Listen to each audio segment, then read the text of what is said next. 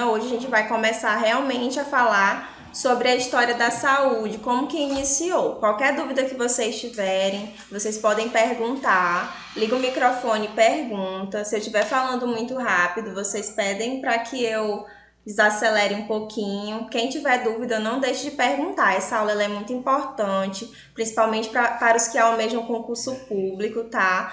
Muitas questões de concurso são feitas através dessa primeira disciplina.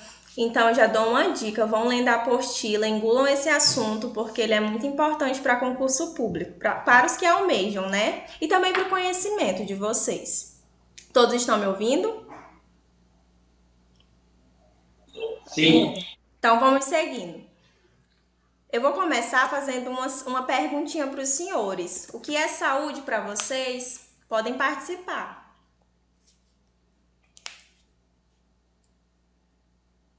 Bora, gente, participar.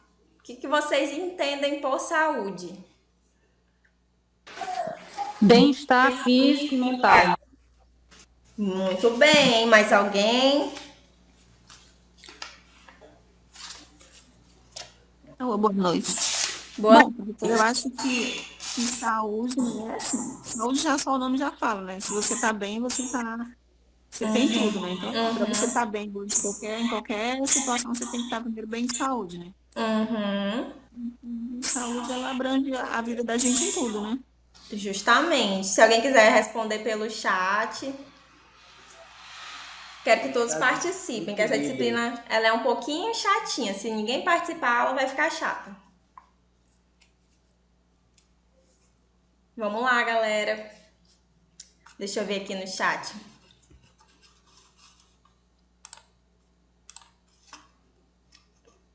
Muito bem. O Henrique falou que o termo saúde é abrangente. Parabéns, realmente, gente. Uhum. Muito bem.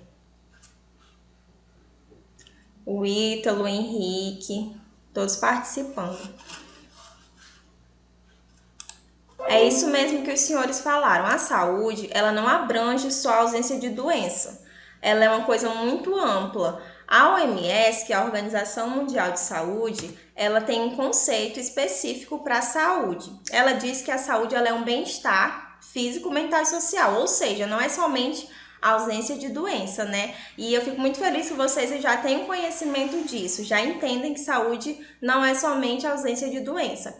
Para uma pessoa ser saudável, ela tem que ter um bom lugar para morar, ela tem que ter uma boa renda, ela tem que ter lazer, enfim, ela tem que ter um bom trabalho.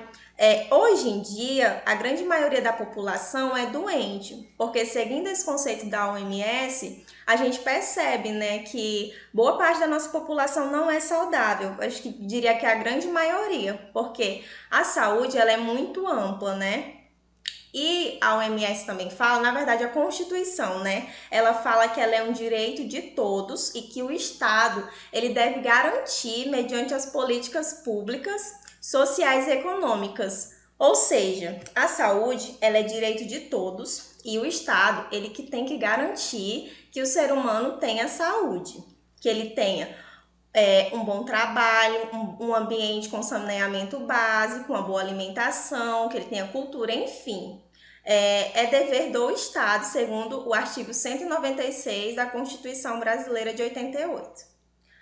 Agora, gente, para a gente iniciar essa disciplina, eu vou começar falando com vocês sobre lá em 1500, quando o Brasil foi descoberto, né? A gente vai voltar bastante para que vocês consigam entender como que surgiu o SUS, né?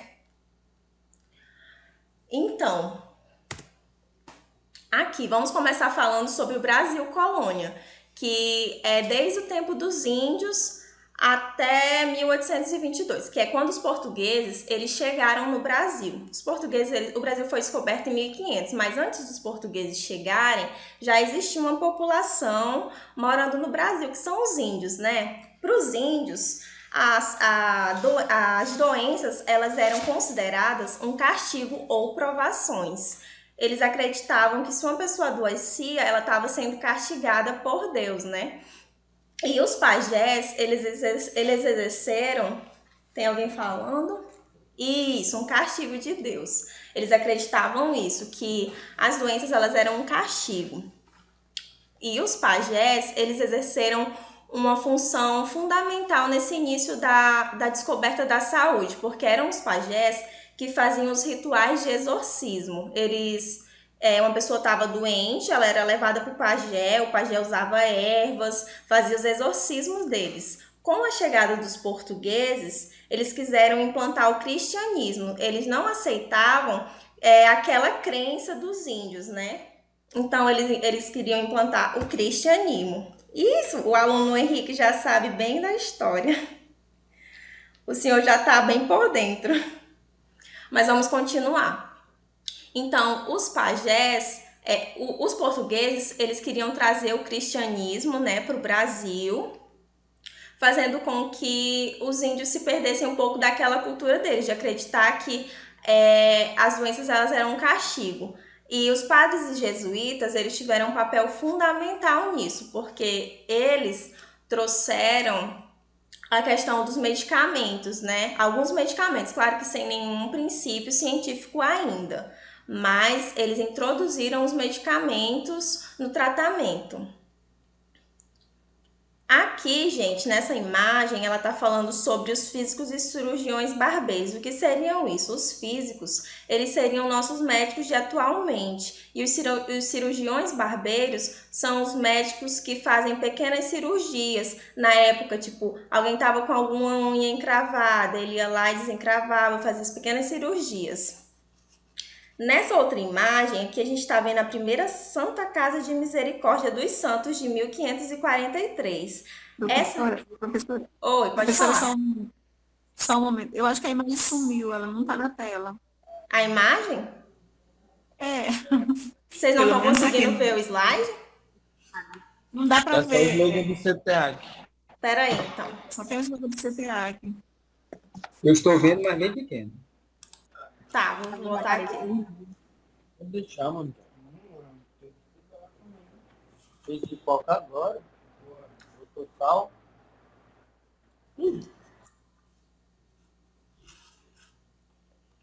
Vou colocar novamente o slide, tá, gente?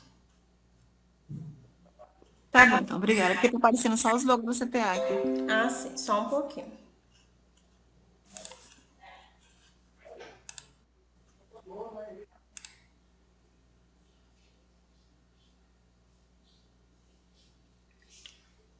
Já, gente? Vocês já estão enxergando? Não. Já. Já. Agora já. Pois é, voltando. Vocês conseguiram acompanhar essa questão do Brasil Colônia de 1500? Ah, não deu para acompanhar, só que no final da imagem, tipo, sumiu, aí não deu para ver Ah, a sim. imagem. Então, vou voltar aqui um pouquinho. Eu estava falando para vocês sobre quando o Brasil foi descoberto, né, pelos portugueses. Eles não aceitavam a cultura indígena, eles queriam implantar o cristianismo e tirar totalmente aquela cultura que em relação às doenças, né, que os índios acreditavam que as doenças elas eram castigo ou provações. Mas Oi. Professor, deixa eu só tirar uma dúvida. Pode falar. Não sei se assim, dizem que na época que os índios ele tinha essa questão do castigo, as crianças que nasciam com defeito, eles já mandavam matar, né? É isso mesmo, né? Não sei se isso. Sim. É isso mesmo. E aí eles mandavam matar as crianças quando elas nasciam com defeito. E teve muitas índias, no caso, né, que elas, quando viam os filhos nascendo com esse defeito, elas sumiam, elas fugiam da tribo, se desligavam das tribos, né? Para poder salvar os filhos. E assim, era castigada, assim, se encontrasse, matavam, aquela situação toda. De cabeça para baixo. Isso mesmo, gente. E aí os padres, eles abominavam isso, e eles queriam introduzir o cristianismo no Brasil. Foi quando eles chegaram, eles trouxeram os medicamentos que eram feitos nas boticas, né, que atualmente são nossas farmácias, né, tem boticário, se trata das farmácias. E aí era um conhecimento muito empírico, não tinha um conhecimento científico ainda. Mas já veio a questão de curar, né, de tratar a doença, porque eles queriam tratar a doença. Posso passar? Sim. Bom, para mim, não sei os outros, né? Oi? Eu digo para mim, pode, eu não sei os outros colegas, né? Aí todo mundo se manifesta, né? Então tá, vamos para o segundo slide. Bom, no Brasil colônia, os principais fatos históricos foram a chegada da família real no Brasil. Com essa chegada da família real no Brasil, incorporou-se um caráter de ação médica, foi instituído uma política médica. A família real, ela chegou na cidade do Rio de Janeiro, que na época era a capital do Brasil, né? Ao chegarem, eles se depararam com muita gente adoecendo por conta da sujeira mesmo. A cidade ela era muito suja e com isso as pessoas elas passaram a se preocupar um pouquinho mais por conta do comércio. Tudo era voltado ao comércio.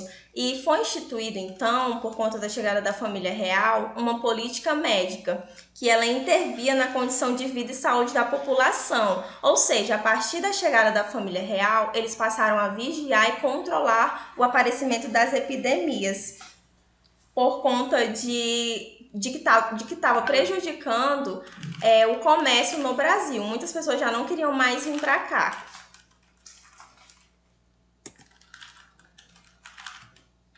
A cidade ela era muito, muito suja e eles começaram a acreditar que isso tudo vinha devido ao ar. E deu-se então a teoria miasmática, só que eles acreditavam que era apenas uma causa, ela é unicausal essa teoria. Então essa teoria, ela considerava que o ar era o principal causador das doenças, pois ele carregava gases pestilenciais oriundos de matéria orgânica. Devido a isso, eles começaram a melhorar um pouquinho a questão do higiene, a limpar um pouquinho melhor a cidade, mas isso tudo era em relação ao comércio, não era voltado à saúde da população em si, era só para não ter uma decadência no comércio. Dessa forma, eles perceberam que os navios que iam chegando para poder explorar o Brasil, algumas dessas pessoas elas vinham e elas traziam doenças. Com isso, foi criado o Alvará, né, de 22 de janeiro de 1810. Nesse alvará, teve a criação de um lazareto. O que seria um lazareto? Um lazareto era onde eles paravam as embarcações e deixavam os viajantes e os escravos em quarentena. E eles só poderiam sair da quarentena depois que uma autoridade que o governo nomeava fosse lá e realmente visse que eles não estavam doentes. Daí eles poderiam sim entrar no Brasil. Com isso, gente, a gente já percebe que já foi criado a questão dos aeroportos, né, da vigilância nos aeroportos, que hoje em dia a gente vê ainda isso. Isso daí já veio em 1810. Desde 1810, eles já se preocuparam com essa questão, eles já perceberam que as doenças elas poderiam vir de outros lugares para o Brasil. Vocês estão conseguindo entender direitinho? Sim, eu estou entendendo. Então tá. Entendendo. Sim, eu tô entendendo. Gente, qualquer dúvida, vocês podem pedir para eu voltar, tá?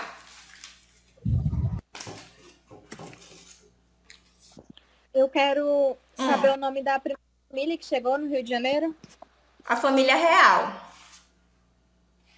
Foi a família real que veio ao Rio de Janeiro e quando eles chegaram, foi adotadas várias políticas médicas. Tá bom? Pode seguir? Pode seguir, obrigada. De nada.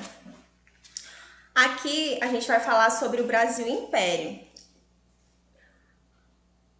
que aconteceu em 1822 a 1889. A gente pode observar que algumas coisas do que aconteceu antigamente, né, como o colega falou, elas trouxeram para o nosso tempo atual, como a questão de parar, né, de criarem um lazareto para fiscalizar os navios.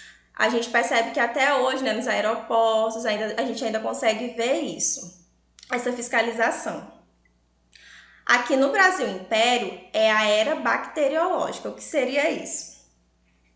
Eles utilizavam dos recursos para descobrir os micro-organismos. Nessa era bacteriológica foi criado o primeiro microscópio, tá? E aí, com o desenvolvimento da bacteriologia, foi possibilitada a descoberta dos micro-organismos. Então, eles perceberam que não era o A que trazia as doenças, mas que tinha um micro-organismo, um agente etiológico que poderia ocasionar a doença. Então, assim, dessa forma, eles já descartaram a teoria miasmática. Essa teoria também ela é unicausal. Eles acreditavam que era somente as bactérias que poderiam adoecer o ser humano, sendo que a gente sabe que são vários e vários fatores, né? Aqui está falando que é um modelo unicausal, que seria apenas um agente para agravo das doenças. Pode seguir? Pode.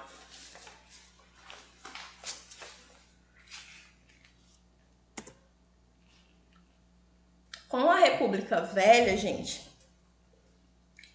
houve um avanço, né, da bacteriologia, que trouxe também a medicina higienista. Eles perceberam que a simples fiscalização não resolveria o problema, que era preciso uma ação governamental mais abrangente, em bases mais científicas, porque nessa época houve um surto de várias doenças, cólera, peste bubônica, febre amarela, enfim, foram essas doenças que estavam muito presentes. Então, eles resolveram fazer um planejamento, trabalhar com a medicina higienista, focar mais na higiene mesmo. Porque eles percebiam que com a sujeira, eles voltaram um pouquinho para a teoria miasmática, que com a sujeira as doenças elas estavam mais se proliferando devido aos pântanos, por exemplo, que eram lugares muito sujos. Eles perceberam que ali as pessoas elas adoeciam com mais facilidade. E aí teve esse surto de doenças, né? Como eu falei, que são essas aqui, que mostram aqui no slide. Através disso, eles impuseram algumas medidas, que era, uma pessoa adoeceu, ela tem que notificar a vigilância sanitária, eles também obrigavam a população a ser vacinada e com isso surgiu também a vigilância. Nessa época, Oswaldo Cruz, ele foi nomeado diretor de saúde pública. Oswaldo Cruz, ele veio por conta do surto de varíola. Então, era assim, gente. Vou dar um exemplo para vocês. Até hoje, a gente sabe que tem muitos idosos que não tomam vacina. Eu tenho certeza que alguém já conheceu ou conhece algum idoso que fala: eu não vou tomar vacina da gripe, vacina quer matar os idosos. E nessa época, vocês não têm noção de como que eles recebiam a questão da vacina. A população que adoecia com mais frequência era a população mais pobre, devido a vários fatores, né? A falta de saneamento básico, a alimentação, a imunidade caía, enfim. Então, as pessoas mais pobres, elas acreditavam que ele queria vacinar, que a vacina ela iria matar a população. Então, eles se recusavam a tomar a vacina. Pode falar. Nessa época da vacina, eu não lembro o título, mas eu lembro que teve uma época onde as pessoas que se recusavam a tomar vacina, elas eram punidas sendo mandadas pro Acre. Era nessa época? Isso, era nessa época. Gente, nessa época, com esse surto, a vigilância sanitária, né, era feita, a vacinação ela era feita pela brigada sanitária. Eles entravam nas casas das pessoas e eles vacinavam à força. A pessoa não queria ser vacinada, eles faziam, como é que eu posso falar? Era imposto que a pessoa tomasse a vacina. E isso ocasionou a revolta da vacina, que também foi um marco muito grande nessa época, costuma muito cair em prova de concurso. Era tomar força mesmo. A população mais pobre ela era obrigada a tomar a vacina.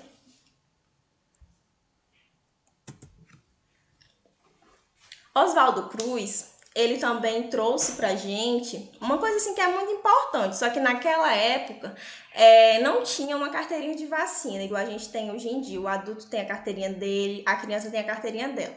As vacinas, elas eram no modelo campanhista. Quando tinha um surto de febre amarela, eles iam lá e vacinavam a população em massa. Quando tinha uma epidemia de varíola, ia lá e vacinava. Não tinha aquela campanha que é feito atualmente, que a criança ela tem que tomar tal vacina com 2 meses, 4 meses, enfim. As vacinações, elas eram feitas conforme apareciam os surtos. Aqui fala, as campanhas contra a febre amarela, varíola e peste bubônica, assim como as medidas gerais destinadas à promoção de higiene urbana, caracterizavam-se pela utilização de medidas jurídicas e impositivas. Ou seja, eram essas medidas. Iam lá, vacinavam à força. De notificação de doenças, a vacinação ela era obrigatória e era a brigada sanitária quem vacinava, o que ocasionou a revolta da vacina. Já aqui na era Vargas, autoritarismo e nova república. Surgiram os elementos de saúde, gente. Aqui, eles começaram a perceber que não valia a pena vacinar a população assim. Eles tinham que fazer um registro demográfico para conhecer a composição e os fatos vitais de importância da população. E também houve a introdução de um laboratório para poder ajudar no diagnóstico. Aqui a gente percebe que já foi evoluindo um pouquinho a questão do diagnóstico de doença. Eles começaram a perceber que existiam bactérias que davam para ver através de microscópios. E foram fabricados produtos profiláticos para serem usados pela população. Aqui, eles focaram muito na profilaxia, não somente quando aparecia tinha um surto de febre amarela e ia lá e vacinava, não. Eles focaram também na profilaxia. Antes da pessoa adoecer, eles iam lá e vacinavam. Nessa época de 1920, Carlos Chagas, ele foi nomeado como, digamos que ele seria o novo ministro da Saúde hoje em dia. E ele fez uma reestruturação do Departamento Nacional de Saúde. Ele fazia através de propaganda e educação sanitária. Ele fazia educação sanitária na população e propaganda. Isso fez com que a população ela ficasse mais ciente de que era necessário ter a vacinação. Alguém tem alguma dúvida? Gente? Pessoal, vocês estão aí me ouvindo? Sim, professora, pode ser. Sim, professor. Acho que parece que eu tô falando só. Diferente daqui que eu peguei lá impresso, né? Oi? Tá falando aí. Os seus slides é diferente da apostila que eu peguei lá, né? Eu coloquei na apostila a grande parte do que eu vou falar aqui, mas também tem outras partes na apostila. Tá todas as nossas aulas na apostila. Certo. Tá? Tu tá acompanhando pela apostila? Mas hoje Tô acompanhando pela apostila. Oi? Hoje foi informado no grupo que a apostila era para uma certa quantidade de pessoas. E é porque assim, gente, a apostila ela é mais para os alunos que não têm acesso à internet e não podem assistir aula online, porque a gente também manda ela no grupo.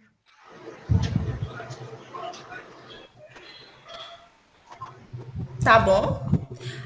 Quem tiver a apostila, é ruim que pelo celular fica ruim para acompanhar, mas quem tiver a apostila impressa pode estar acompanhando, tá? Porque é bom, né?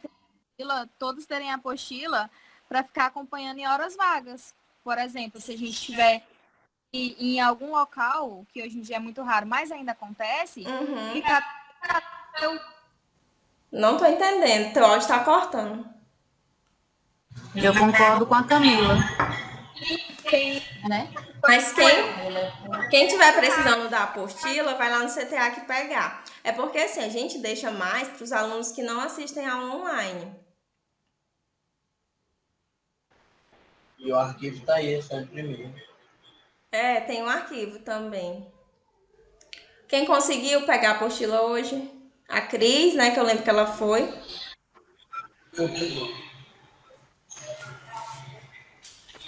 O senhor pegou? O Henrique, né? Cheguei. Ah, sim. Pois é.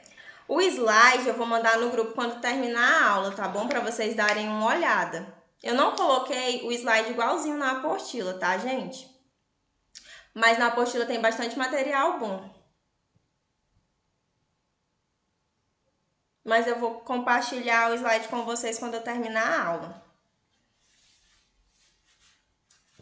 Aqui, gente, a gente vai falar um pouquinho sobre assistência médico-previdenciária. Como que foi instituída a assistência médico-previdenciária? Na época, foi promulgada a Lei Eloy Chaves. Gente, essa lei, ela é um marco na previdência na médico-previdência. Na previdência social, desculpa. Porque foi a partir dessa lei que foi instituído o CAP. O que é CAP? É a Caixa de Aposentadorias e Pensões. O CAP, gente, ele é organizado por empresa. Como é que funciona isso? Devido a ter vários surtos de doença, a população ela não era assegurada, não tinha nada que assegurasse saúde para a população. Com o CAP foi instituído que a empresa que o funcionário trabalhava tinha que pagar uma parcela para o governo, a empresa e o funcionário, para que ele tivesse acesso à saúde. Só que eu já vou deixando bem claro, só podia ter acesso à saúde quem era trabalhador ou carteira assinada. Mas isso aqui já foi um grande marco, porque aqui o governo já está se preocupando com a saúde da população. Aqui, em 1923, foi celebrado o convênio entre o Brasil e a Fundação Rockefeller e promulgada a Lei Eloy Chaves, que é considerado o marco do início da Previdência Social no Brasil, e criou as Caixas de Aposentadoria e Pensões, o CAP. A gente vai falar mais para frente sobre o CAP, tá? Na era Vargas também, em 1930, teve a criação do MESP. Professor, o que é MESP? O CAP, como eu falei para vocês anteriormente, ele assegurava saúde somente para as pessoas que tinham trabalho remunerado, que exerciam atividade remunerada. Educação e saúde. Oi? Oi? Acho que alguém falou alguma coisa. Ministério da Educação e Saúde. O quê? O MESP? Ministério da Educação e Saúde. Isso, o MESP é o Ministério da Educação e Saúde. Mas o MESP, ele ficava responsável pela saúde das pessoas que não eram asseguradas pelo CAP. Ou seja, os pobres, as pessoas que não tinham... Mano. Tá falhando? Desliga o teu microfone um pouquinho. Tá me escutando melhor? Oi? Tá me escutando legal? Já, tô escutando. Tá, vamos voltar. Com a criação, eu vou explicar direitinho para vocês. O CAP, ele era voltado somente para os trabalhadores que tinham carteira assinada. O trabalhador pagava uma quantia, a empresa pagava outra. E assim eles tinham acesso à saúde. Seriam como se fossem os convênios hoje em dia, né? E o MESP não. O MESP, ele era para as pessoas pobres. Ele ficava responsável pela saúde dos trabalhadores informais, os desempregados, as pessoas que não eram asseguradas pela Previdência Social. E a criação do MESP foi em 1930. Em 1933, já foi criados os IAPs, que é um pouquinho diferente. Gente, essa aula, ela tem muito da questão de datas e a criação disso tudo para a gente poder chegar finalmente no SUS, tá? Diferente do MESP, vocês estão entendendo? Sim. Diferente do MESP, os IAPs eles eram organizados pelas categorias profissionais. Ele era tripartite. O que é isso? O CAP era bipartite. Ou seja, só quem pagava era a empresa e o empregado. No IAP, pagava-se o governo, pagava uma partezinha, o empregado e a empresa. E como que seria a diferenciação dessa categoria profissional para essa empresa? Por exemplo, na Santa Juliana, quem pagava no CAPES era como se fosse a Santa Juliana. Alguém está com o microfone ligado, gente. Gente, no CAPES era como se fosse a Santa Juliana. Ela é a empresa e aí ela paga juntamente com o funcionário para poder ter acesso à previdência, né? A medicina previdenciária. Já no IAP, eles eram organizados por categoria, por exemplo, os médicos e os enfermeiros. O médico pagava um pouco, o enfermeiro pagava outro. Mesmo que fossem da mesma empresa, eram separados por categorias. Em 1953, teve a criação do Ministério da Saúde, né, que está até hoje como agente. Bom, aqui na questão do autoritarismo, que foi na década de 1900, no ano de 1964 e 1985, foi-se observado, eles observaram que a saúde pública, com a criação mesmo de IAP, de CAP, ela era de péssima qualidade, ela era limitada. Devido a isso, em 1966, foi feita a fusão dos IAPs, que resultou no Instituto Nacional de Previdência Social, INPS. O INPS, gente, passou a ter apenas um sistema previdenciário e unificou todos os IAPs. E esse sistema ele era gerido pelo governo, que gerava bastante roubo. Enfim, esse sistema ele perpetuou por pouco tempo, tá? Ele era responsável pela previdência médica dos trabalhadores, o INPS.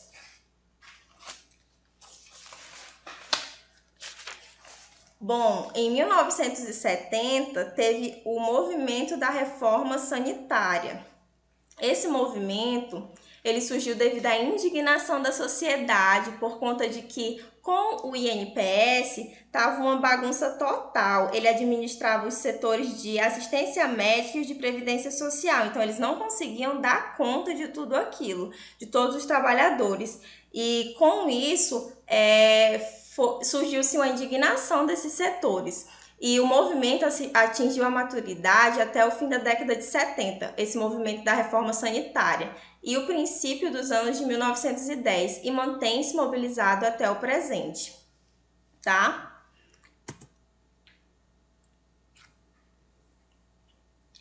Devido ao INPS não conseguir administrar os serviços de previdência social e médica, foi-se instituído os INAMPs. Os INAMPs eles surgiram em 1977. Vocês conseguem imaginar como que para poder surgir o SUS? Teve que acontecer tudo isso para a gente poder chegar no que a gente é hoje, né? Então, essa história ela é um pouquinho longa, mas vocês estão conseguindo entender direitinho? Pessoal? Sim. Tá todo mundo entendendo. Oi, Estou entendendo. sobre o IAP. Professora, então, nesse caso, uma dúvida, ou no caso, o Ministério da Saúde, Secretaria da Saúde, no caso, foi criado em 1953, foi isso? Isso, aqui, ó. Criação do Ministério da Saúde foi em 1953, tá? Mas essa data, gente, vocês não precisam decorar todas essas datas, só entender um pouquinho da história, porque o que realmente é cobrado é a Lei 8.080, que é quando o SUS ele já foi instituído. Ah, tá. Tá bom? Aí aqui em 77 foi os INAMPs. Os INAMPs eles surgiram devido à má organização do INPS. Eles não conseguiam organizar a assistência médica e social, eles não conseguiam. E aí, com isso, veio o INAMPs. O Sistema Nacional de Previdência SIMPAS, o INAMPs ele foi dividido em 3. Assim criou-se o Sistema Nacional de Previdência SIMPAS, que congregou o Instituto de Administração da Previdência e Assistência Social, IAPAS, o INPS e o Instituto Nacional de Assistência Médica e Previdência Social, INAMPS, tá? Mas nessa época, a assistência médica ela ainda era restrita somente aos trabalhadores que exerciam atividades remuneradas. Vocês lembram qual é o nomezinho do órgão que cuida das pessoas que não que não exercem atividade remunerada? Que eu falei lá na frente? MESC, isso mesmo, então prestando atenção. Em 83, foi criadas as Ações Integradas à Saúde, Aqui, gente, a gente já está se aproximando um pouquinho da Constituição de 88, que é quando foi instituída a Lei 8.080, né? Na verdade, os artigos 196 da Constituição de 88, que falava um pouquinho sobre a promoção, recuperação da saúde. Nessa 8ª Constituição, ela teve um marco muito importante, por conta de que nessa 8ª Constituição foi permitida, na primeira vez na história, a participação da sociedade civil, porque antigamente eram só eles que faziam. Aí nessa 8ª Conferência, a população ela teve a oportunidade de ir, e foi norteada também pelo princípio saúde, direito de todos e dever do Estado. Então, gravem essa data, 8ª Conferência Nacional de Saúde de 1986, porque foi daí que começou a se pensar em saúde para todos, não somente para os trabalhadores que exerciam atividades remuneradas. Agora a gente vai falar um pouquinho do SUDES. O SUDES, ele é um sistema descentralizado de saúde. Ele veio para aperfeiçoar as AISs.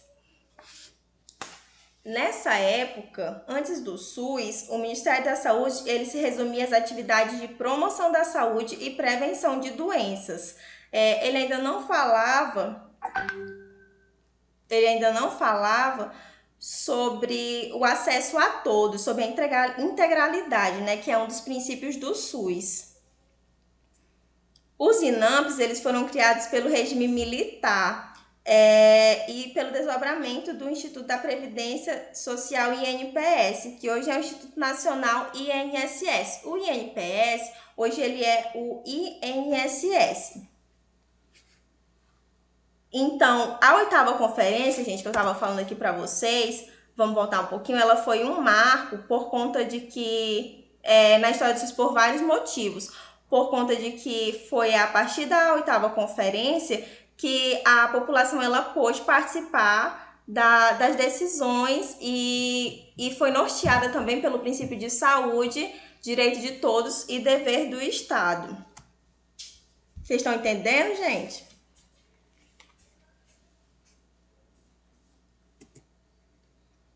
Então, gente, primeiramente veio o SUDES e depois a incorporação do INAMPS ao Ministério da Saúde, que fundou a Lei 8.080.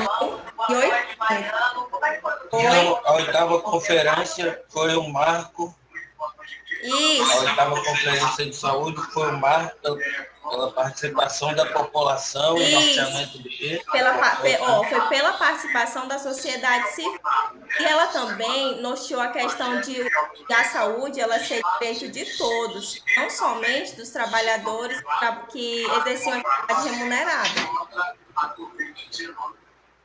Rapaz, falhou, professora. Oi? Falhou. Deixa eu repetir para ti. A 8ª Conferência, ela foi marco por conta de que a saúde, ela passou a ser tratada a questão da saúde ser direito de todos, e não somente dos trabalhadores que exerciam atividades remuneradas. Isso foi uma base para institucionar o SUS, tá? Entendi.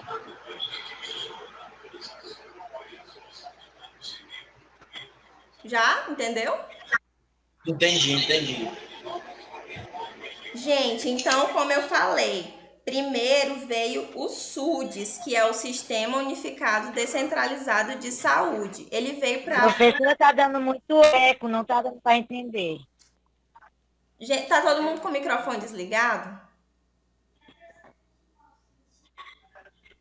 Vocês estão me ouvindo melhor agora? Acho que tem alguém com o microfone ligado, tá dando muito eco, muita interferência. Deixa eu dar uma olhadinha aqui. Eu acho que é mesmo. Enquanto dá uma interferência, professora, de retorno. Não, tá todo mundo com o microfone desligado. Só a Aline Santos. Aline, tá presente na aula? Gente, eu peço para que todos desliguem, tá, o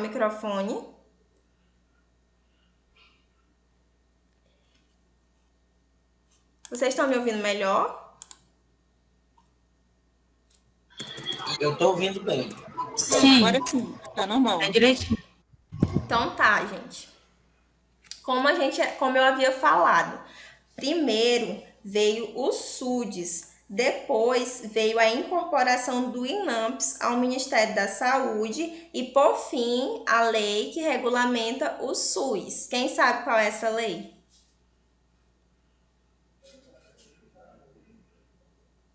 Gente, 8.080? de que ano? Barra 90, Lei 8.080, de 28 de dezembro de 1990. Essa lei, gente, ela cai muito em concurso. Lei 8.080/90. Isso. Essa lei... 28 de dezembro de 1990. Essa lei, eu acrescentei ela na apostila de vocês. A gente vai ter uma aula que a gente vai estudar somente essa lei e a Lei 8.142. A Lei 8.080, ela dispõe sobre as condições para a promoção, proteção e recuperação da saúde. Com essa lei, foi instituído a questão saúde, direitos de todos e dever do Estado. Quando a gente for estudar a Lei 8.080, a gente vai falar de todos os princípios, as diretrizes do SUS. E ela também fala de outras providências, né? Organização do funcionamento dos serviços e de outras providências. A Lei 8.142, ela veio logo após a Lei 8.080, e ela dispõe sobre a participação da comunidade. Vocês lembram que na 8ª Conferência de Saúde teve a primeira participação da comunidade? Depois que a Lei 8.080 foi criada, a Lei 8.142, ela veio para garantir a participação da comunidade em todas as conferências de saúde. A gente vai estudar mais para frente, no decorrer da disciplina, conferências de saúde, conselho de saúde, tudo direitinho.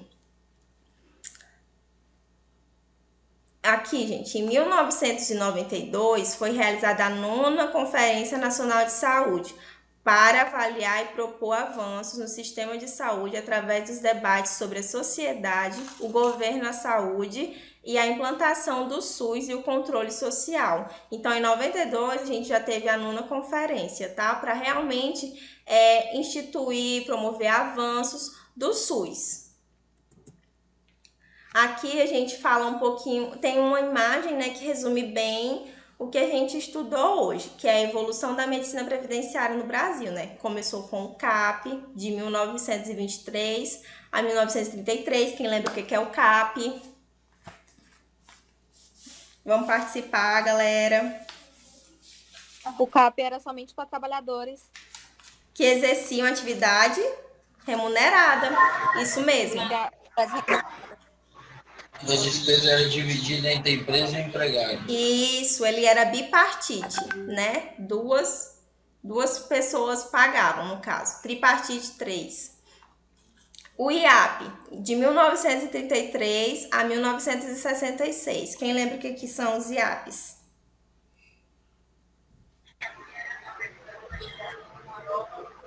Instituto de Aposentadorias e Pensões. O que ele fazia, os IAPs? Vocês lembram? Ele era financiado pelos trabalhadores, empregados e o governo.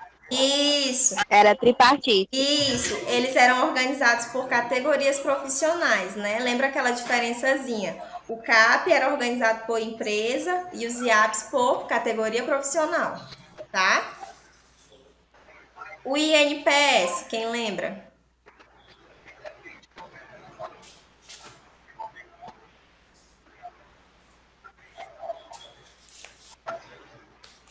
Instituto Nacional de Previdência Social. Isso, o que ele fazia, o INPS?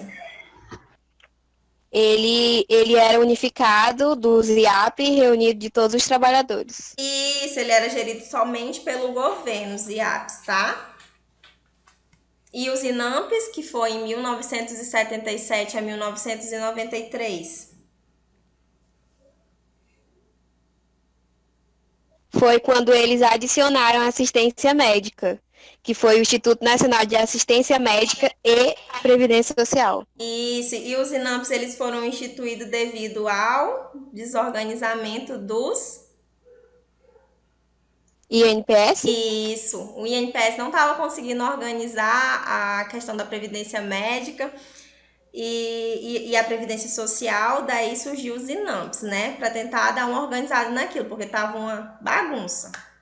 E por fim, que é o que a gente tem até hoje, que garante integralidade, equidade, universalidade na assistência à saúde, o SUS, que é o nosso Sistema Único de Saúde. E está presente com a gente atualmente, garantindo que todos tenham a saúde, né, acesso à saúde de forma igualitária e dando mais para quem precisa de mais, né? A gente vai estudar direitinho a questão dos princípios do SUS nas próximas aulas.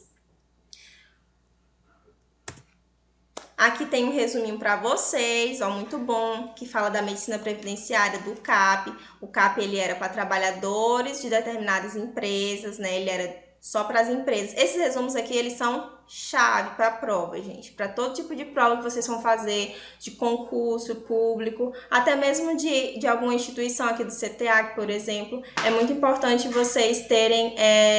essas siglazinhas, essas palavrinhas-chave que estão até grifadas, né? Porque costuma cair muito em prova essas questões. O CAP, ele era para trabalhadores de determinadas empresas e eram financiados pelos empregados e pelos empregadores. O ZIAP, ou seja, ele era bipartite, né? Aquela questão que a gente conversou. O IAP era para trabalhadores de determinadas categorias profissionais. Esse resumo aqui é perfeito para não confundir. E ele era financiado pelos empregados, empregadores e pelo governo. Ele era tripartite.